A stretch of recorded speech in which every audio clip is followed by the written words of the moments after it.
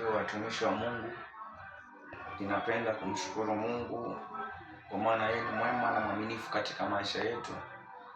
Ametuamsha salama, ametutetea, ametupigania. Kwa hiyo ninamshukuru sana kwa uweza wake na nguvu zake na mamlaka yake.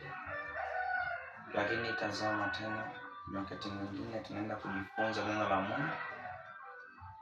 Nipende kukaribisha ili tuweze kujifunza wote kwa pamoja. Maana neno la Mungu ndilo kila kitu. Ndicho chakula cha kiroho ambacho kinachowezesha roho zetu ziweze kukua, ziweze kuongezeka katika nguvu, katika uweza, katika mamlaka. Kwa hiyo neno la Mungu lina virutubisho vyote ambavyo vinavyoweza kuwezesha roho zetu ziweze kukua. So niende moja kwa moja kwenye neno la Mungu. Natoka katika kitabu cha Yeremia 32 mstari ule wa 27. Tasoma Biblia inasema, mimi ndimi Bwana Mungu wa wote wenye mwili. Je, kuna jambo lolote lililo gumu nisiloliweza?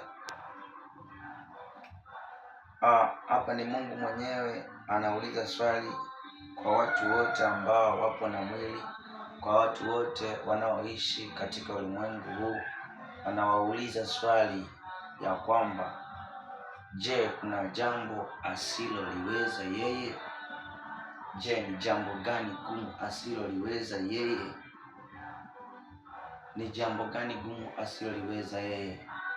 Kwa haraka tunaweza tukasema kwamba hakuna jambo ambalo Mungu asiloliweza, kwa sababu yeye ni muweza, ana nguvu, ana mamlaka. Yeye ndiye aliyeumba mbingu na nchi na vyote vinavyoonekana, visivyoonekana aliviumba yeye, na sisi akatuumba. Maana yake hakuna jambo lolote ambalo asiloliweza yeye.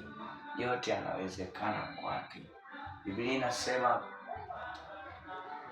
je, kuna jambo gani ambalo limekusumbua kwa muda mrefu, limekutesa kwa muda mrefu, limekukosesha amani kwa muda mrefu, umelia, umesumbuka kwa muda mrefu?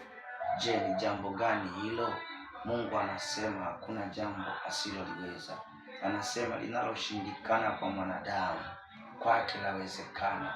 Unaloliona wewe ni gumu kwako, kwake linawezekana. Je, ni uchumi?